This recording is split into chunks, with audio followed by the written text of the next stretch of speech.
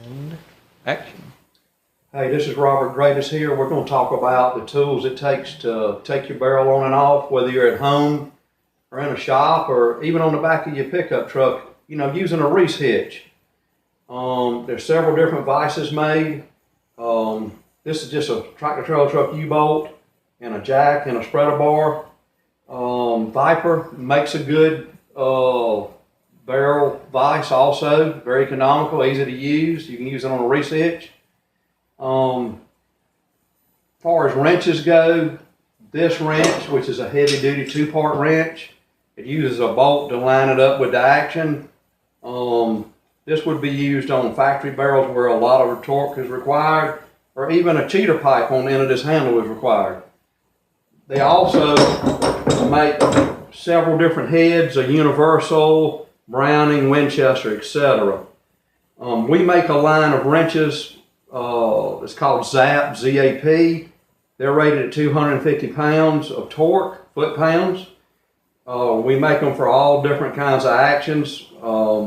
Also, if you have a recoil lug on your action, you're going to have a recoil lug fixture, and we're going to show you how to use that in a minute. Make sure that you buy products like Never Seize or Anti-Seize. That would go on your barrel threads. This would be a friction product made to get a better grip on the barrel, or like if you use Cerakote or Gun Coat or any other coating, they're very slick. So we recommend, using a rosin, dry rosin type product. If you don't want to scratch your finish, you could take a toilet paper roll center and you can wrap it around your barrel. You can put some pine rosin, which is just a dust, on this between the barrel and the wood blocks, and you can compress it to hold your barrel. I just use flooring, wood flooring here in the shop that we cut up, and that's what's in this vise right now. I recommend torquing barrels with a torque wrench where you know how tight they are.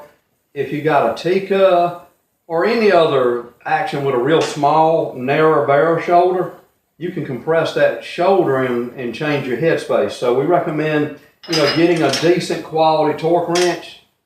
Sears, Snap-on, any auto parts stores will have those. And we usually torque between 75 and 100 foot-pounds. On this particular barrel, we're going to talk about it, and we're going to kind of interject some things.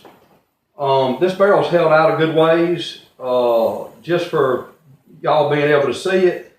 Let's say you were on a Ruger #1 and you had a 378 Weatherby. Well, that's a huge cartridge, and it'd be a hole big as your thumb, and the wall thickness of the chamber would be very thin. So if you were to squeeze on this chamber, you could egg shape it actually. So what we're going to do now is apply the correct lubricants. Also, this is a Savage wrench for Savage barrel nuts. So what we're going to do is lubricate this with Never Seize on the threads. That way you don't gouge your action. And then we're going to install this action and the recoil lug. Recoil lug goes on first. Now, as you tighten this, the recoil lug's going to want to spin with it. And you have to have an alignment tool. Now, according to whose lug you're running, if you're running a tub, a Chandler, a Badger, or any other lug, you're going to have to buy the correct tool to line that lug up. And the lug has to be lined up with the center hole and the action screw. So it'd be like this when you're through. So before you get it tight, you would pick the correct fixture, and you would screw that into your action screw hole while your barrel's still loose, and just tighten it. And then you could take an appropriate wrench. This is for a 700 here. And when you install this wrench, don't tighten the action back here. You're going to twist these rails and run the action.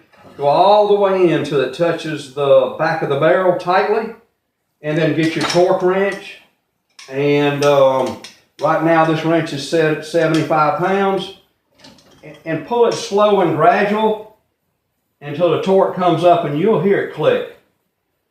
In fact, I'm gonna have to tighten this vise up.